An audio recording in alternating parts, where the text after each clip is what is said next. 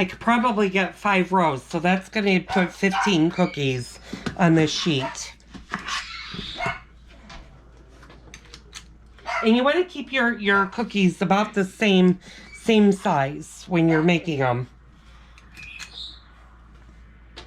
So you're just going to do this for the whole cookie dough.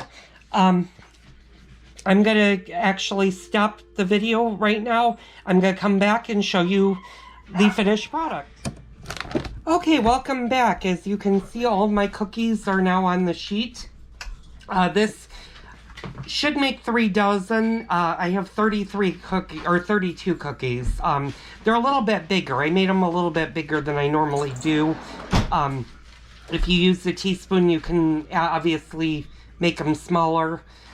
These are a great little snack for anybody that likes cookies. If you have children, they love these cookies. These are a good staple cookie to have in the kitchen.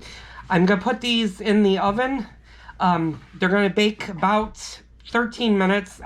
Gold pans tend to have a tendency to bake a little bit faster, so we're going to keep an eye on our pans as they bake. I'm going to check them about 10 minutes, and I'll set the timer on. What I just did is turn the oven light on.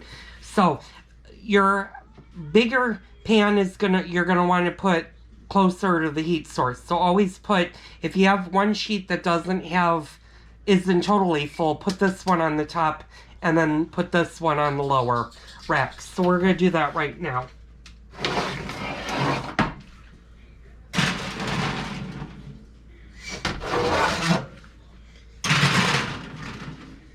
And they are now in the oven. They're going to bake for, they're going to bake about 12 minutes. I'm going to put my timer on for 11. And we'll check them at 11 minutes. And then we'll show you the final product. I'm going to clean the kitchen up, so I'll be back later. Okay, it's almost time for the chocolate chips to come out of the oven. Everybody should have at least one of these. These are a cooling rack, and they're meant for cooling. So when our chocolate chips come on, what we're going to do is we're going to put them on cooling on these little baking cooling racks that I have right here, and let them cool. And then when they're fully cooled, we're going to put them away.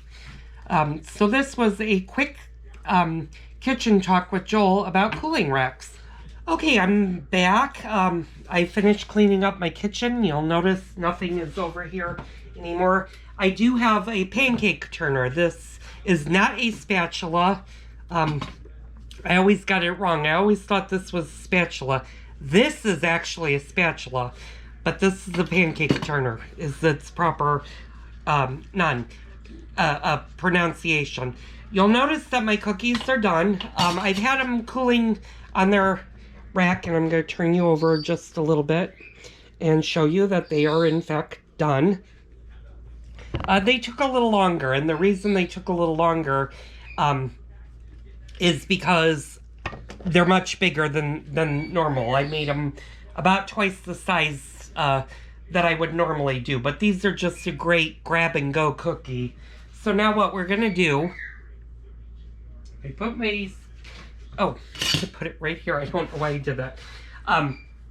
If you're a younger person, always have an adult do this part, because these pans are hot when they come out of the oven. Use the pot holder.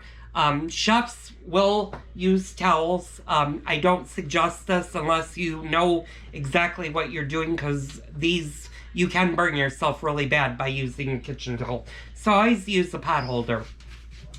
And then what we're going to do is we're just going to loosen them, and we're going to transfer them to our cooling rack. And I'm going to show you, I'm going to see if I can turn the GoPro around without knocking it over. And I'm sorry about the mess back there that goes down into the family room, and my husband's down there. But basically what we're going to do is that got out of the shot. I'm going to move that more this way. Okay, there we go. What I'm basically going to do is I'm just going to put my cookies on my cooling rack. Now what you can do, hopefully this one is you're going to look at the bottom of it. You don't want to see burnt, and this one is not burnt. I pretty much know my gold pans. I've had them for a while now, so I know what the gold pans can do. And there have been times that I have accidentally left the cookies in a little bit longer than they should be in the oven, and it has burnt the bottom of the cookies. But we're just going to transfer all of our cookies to the cooling rack. These, like I said, these are a great grab-and-go snack. For me, when you're not feeling all that well, I love a good chocolate chip cookie just to snack on. In my younger days, I used to grab a glass of milk and have a cookie as a snack, or as a dessert if my family wasn't really big on sweets, unless it was like a holiday or a very special occasion. But I remember always going to my mother's house, so it would be my maternal grandmother, always had cookies waiting for me. So that's going to end the cookie video. I hope you guys enjoyed this. You're going to let these fully cool, and then you're going to put them in a storage container. What I have is I have my grandmother's,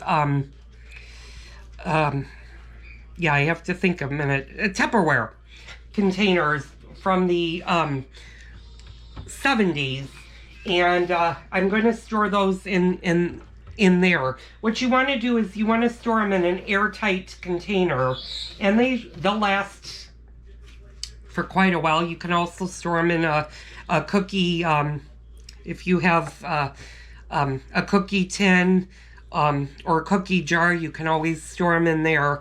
To me, I have cookie jars. However, I don't have space to keep my cookie jars, so I don't usually store them in there. But these cookies will store for a while. You'll get at least a good week out of them, although I can guarantee these cookies are so good they will not last a week. These cookies will be gone probably by the end of the week, possibly even sooner.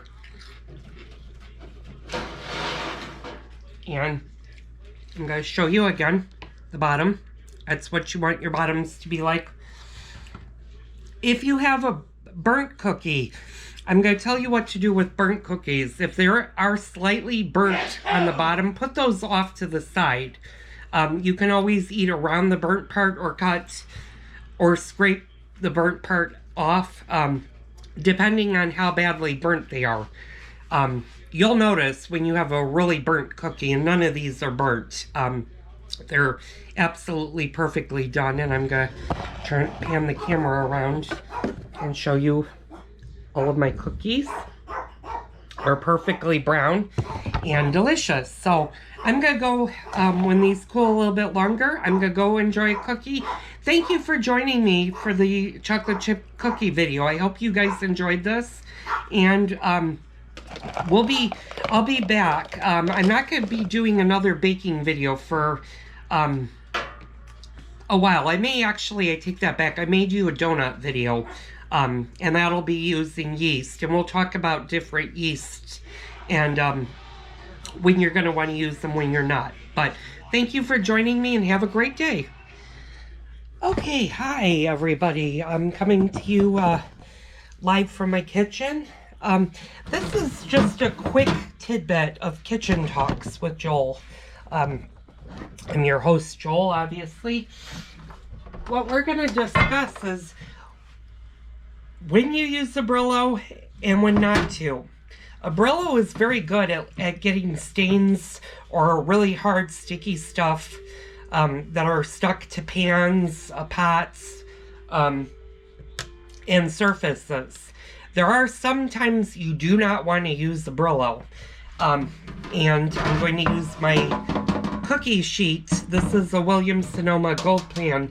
I don't use the Brillo on this. And the reason being is it will take off the surface that protects the baking pan. It makes it easier non-stick.